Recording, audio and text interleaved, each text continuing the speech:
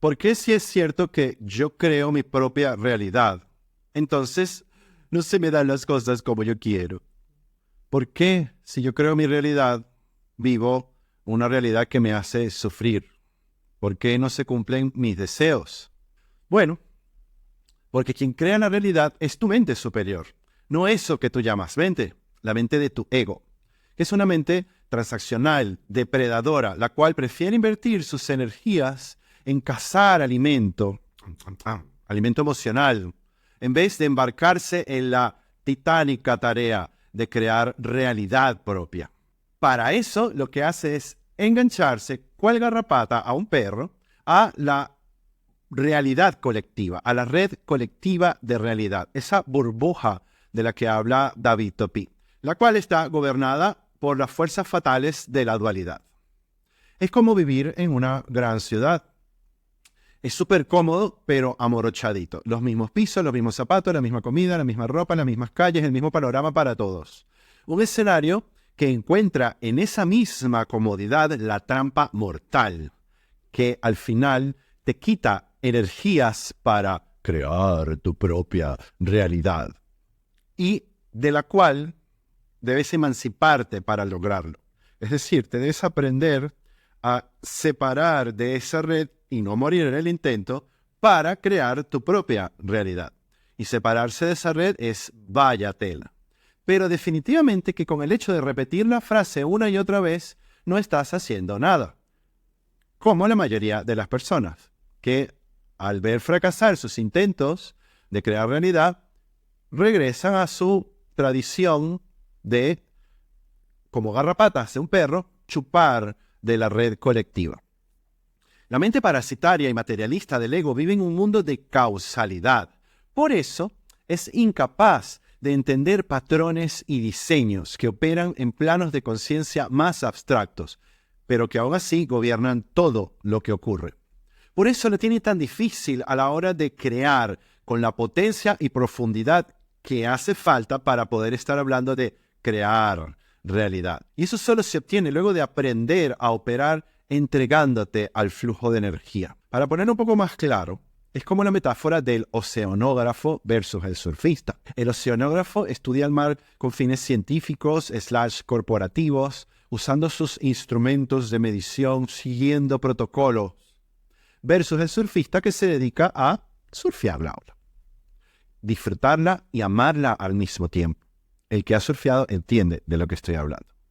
Mientras que el científico está atrapado en un eterno laberinto analítico persiguiendo hechos, cifras, tendencias y estadísticas, el otro logra, al estar surfeando la ola, un nivel de plenitud, disfrute y agradecimiento claves que le dotan del poder de convertirse en el mar mismo durante ese momento. Para aclarar esta metáfora, el ego, tu mente del ego, lo que tú crees que es tu mente, es el científico. Y el ser es el surfista. Entonces vamos a detallar un poco más esto de la diferencia para que te des cuenta por qué no estás creando tu propia realidad. La mente parasitaria del ego vive en un mundo transaccional y su única atención, es decir, la atención de la mayoría de las personas que te rodean, la atención que has tenido durante casi toda tu vida, aquello que te enseñan en la familia, las escuelas, las iglesias, en la televisión, es una mente que está enfocada en lo que yo gano o lo que yo pierdo, hipersensible a las pérdidas y con muy baja tolerancia a la experimentación. Y ese es el escenario opuesto a lo creativo, ya que sabes que lo menos creativo que existe es un contador público. Cuando tú estás en la rueda de la rata, es decir, en la vida de todos los días, persiguiendo, buscando, planificando para obtener y sobre todo, con mucho miedo a perder, estás en el lado opuesto de quien crea su propia realidad. Quien crea la realidad es tu mente superior y esa mente es imposible accederla si estás intoxicado, apurado, oprimido, desesperado, ansioso, dependiente o conflictuado. Y esa es la vida de todos los días, sobre todo en las ciudades. El integrar un sistema de creencias ajeno, como cosmogonías, canalizaciones, métodos, recetas, fórmulas, filosofías, movimientos, etcétera, etcétera, también es muy diferente a crear tu propia realidad, ya que es suscribirse a otra realidad. Es decir, bajarte de un perro y montarte en otro. Aunque sea algo que te guste mucho, algo que te resuene, que le dé respuestas a tus preguntas, si esas creencias no han pasado por tu experiencia, no se han manifestado en tus propias canalizaciones, en tus sueños, si no participan en tus sesiones de plenitud mental, si no se han manifestado en tu mundo onírico y sobre todo, si no has logrado aplicarlo de manera tal que te aporten coherencia y poder personal, lamento decirte que lo que estás haciendo es chupando de la realidad de otro colectivo. Y en vez de convertirse en tu propia realidad, lo que ocurre es que tú le estás aportando energías a la realidad de otro. Por supuesto, antes de que me caiga encima, esto es algo que todos hacemos y eso se llama aprender. Es decir, consumir información, procesarla y luego apropiarse de ella. Sin embargo, espero que puedas darte cuenta de la diferencia que hay entre repetir un sistema de creencias y apropiarse de ello en la práctica. ¿Y cuál es la diferencia? Pues muy fácil. Quien ha hecho ese intento de apropiación, es decir, quien se ha comido esas creencias crudas, las ha masticado, las ha regurgitado, las ha puesto en práctica, las ha puesto en remojo, las ha metido por todos lados por donde pueda meterlas, las ha puesto a prueba. Quien ha tenido esa danza, ese romance, esa relación tóxica con sus creencias, no repite las frases del colectivo. Como por ejemplo, tú creas tu propia realidad, sino que produce algo que le es propio. Una mezcla de teorías, un collage de descubrimiento, un merengue de creencias en constante proceso de armonización. Como un investigador policial de eso de las películas viejas, que en su implacable búsqueda ata o intenta atar todos los cabos de la mejor manera que pueda para acercarse a la verdad. Y definitivamente el discurso, las palabras, la vida de esos dos tipos de personas se siente. Tú sientes y tienes que sentirlo tú cuando lo que estás haciendo es repetir las creencias de un youtuber o de un escritor o de un coach o de un gurú y cuando eres tú el que está emanando ese contenido. Para manifestar tu realidad debes primero conectarte con tu propia situación de vida y adquirir eso que siempre digo, coherencia. Pero para lograrla es necesario ser implacable con ese intento de liberarte de la burbuja colectiva, lo cual comienza por liberarte de tus cargas, de tus deudas emocionales. Luego entonces viene el entrenamiento para aprender a concentrarte y sostener una idea y un propósito fijos a pesar de todos tus vicios, incidentes, accidentes, quehaceres y distracciones. Esto implica poner la mente de tu ego en silencio para entonces comenzar a escuchar esos mensajes que vienen de tu mente superior. Tu mente superior creadora no es solo tan tuya como cualquier otra parte de tu ser, sino que tú eres parte de ella. Tú eres la proyección del diseño del universo a través de ella.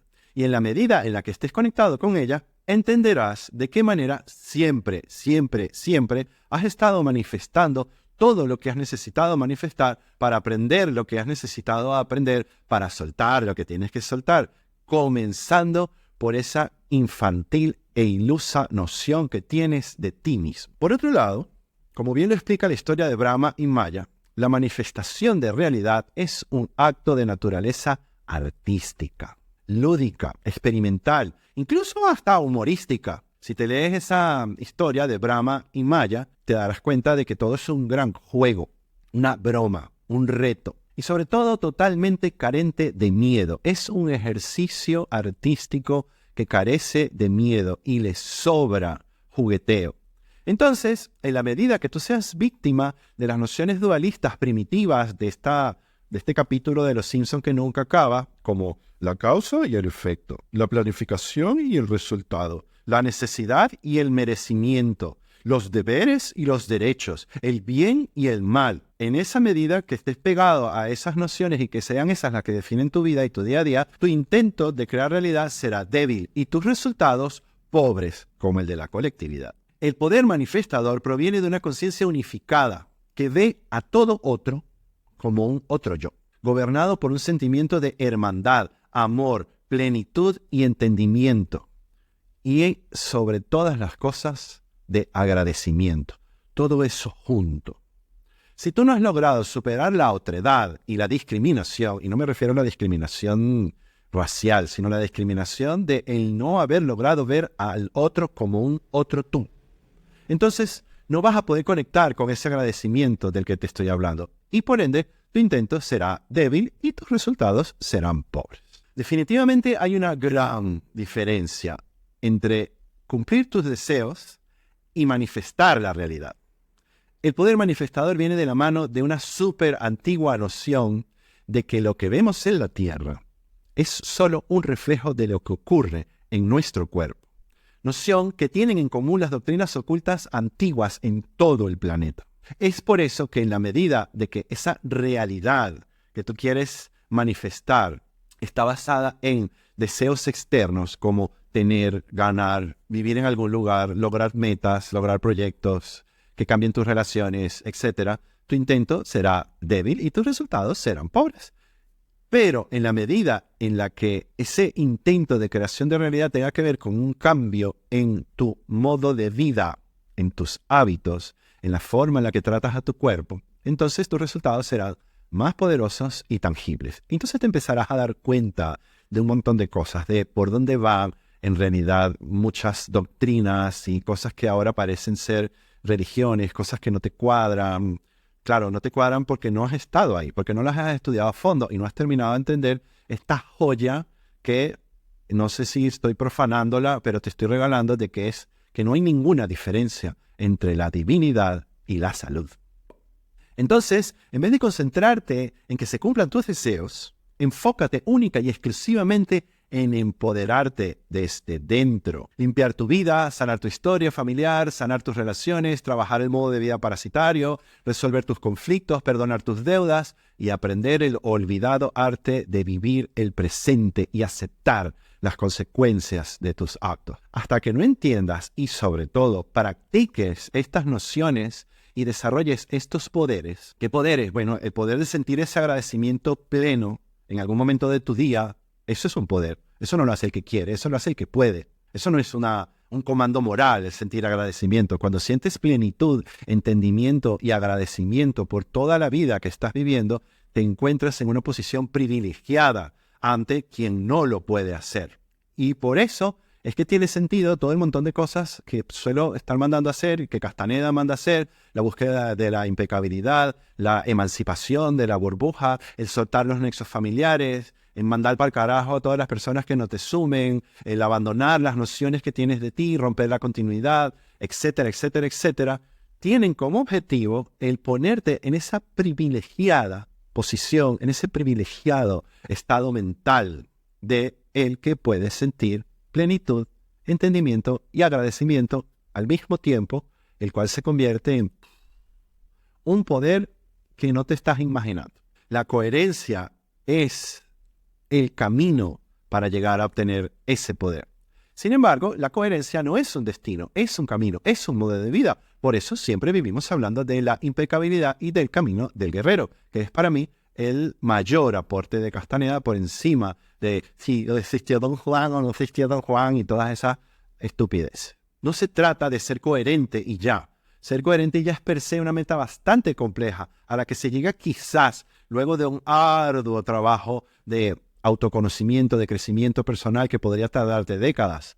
Pero no, tú descubres que el camino a la coherencia es lo que importa. La coherencia es un faro que desde lo lejos te va definiendo un trayecto, un talante, una forma de ser, una actitud con la que viajarás durante toda tu vida.